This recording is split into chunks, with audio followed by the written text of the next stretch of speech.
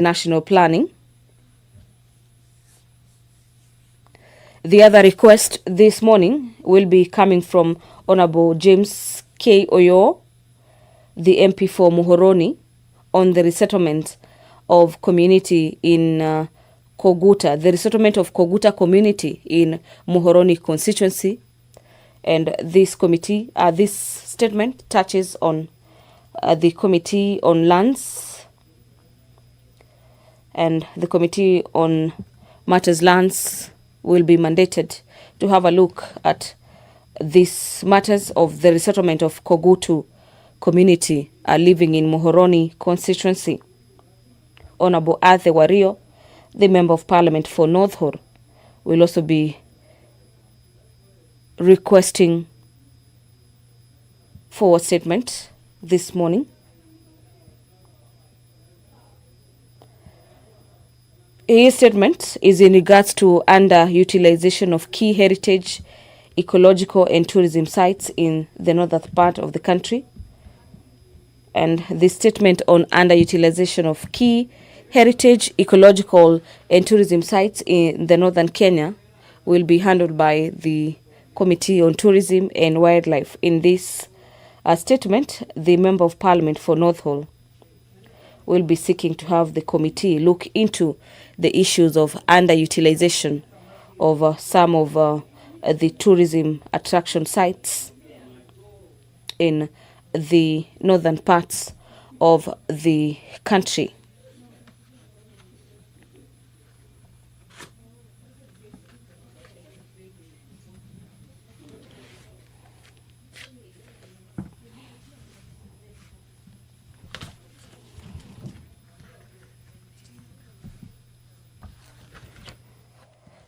Away from the prevention of livestock and produce theft,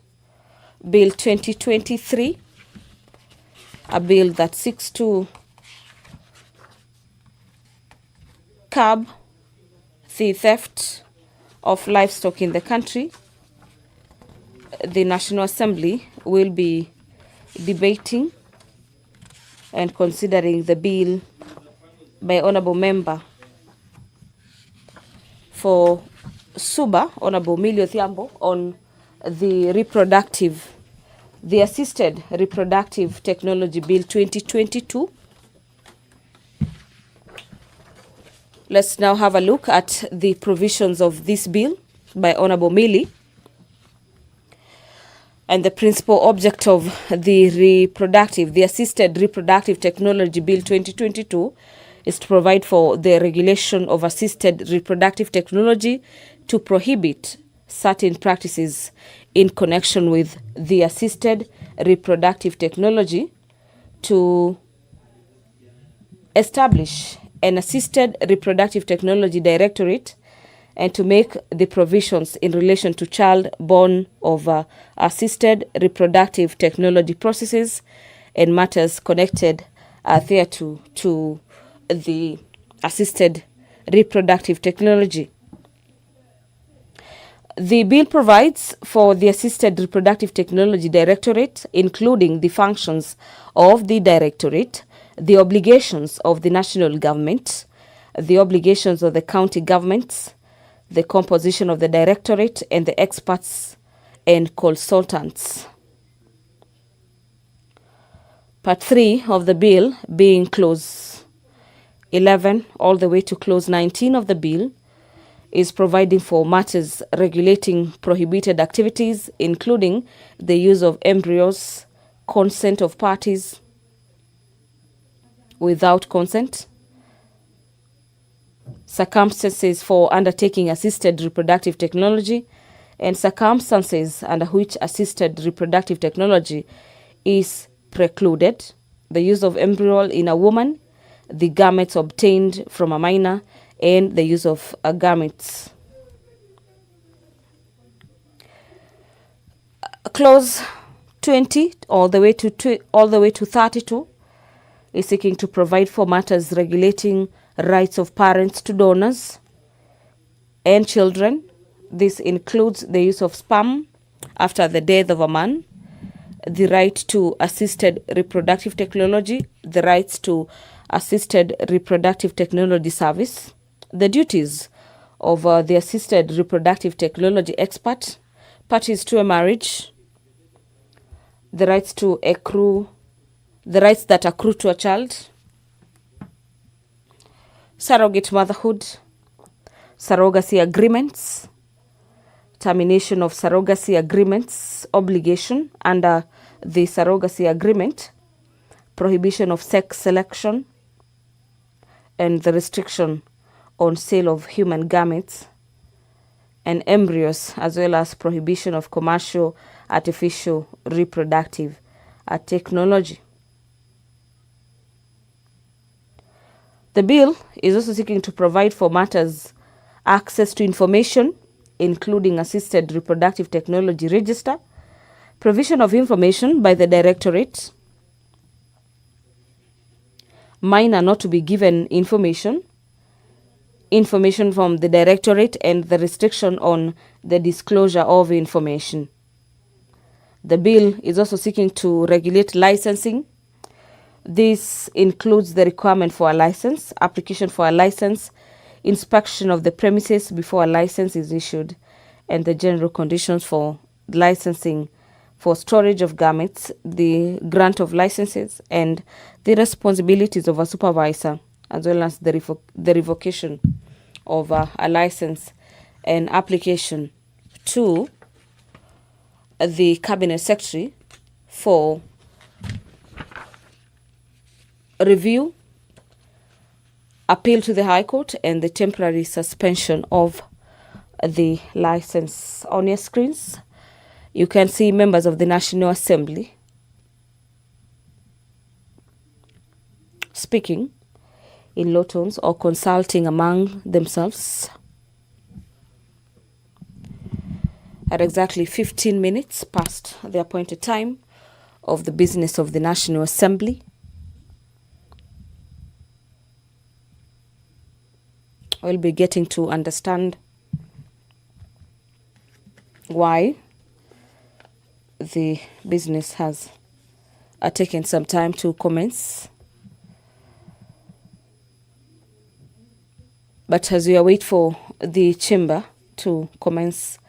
business, the bill that has elicited mixed reactions from members of the National Assembly on the Assisted Reproductive Technology Bill.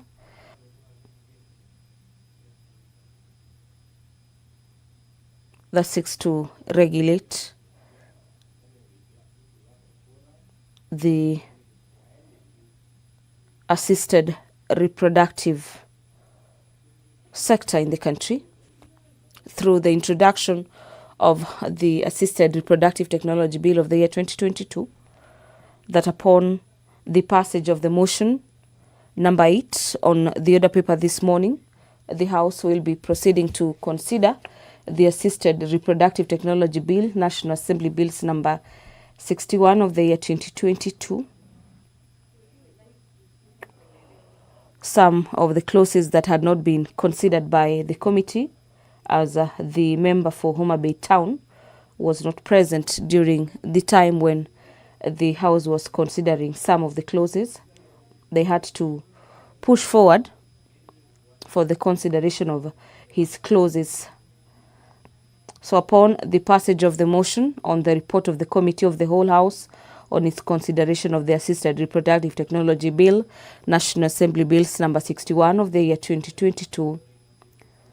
and order number 9, which is the Committee of the Whole, where the House will be considering the bill, the clauses proposed by Honourable Member for Homa Bay Town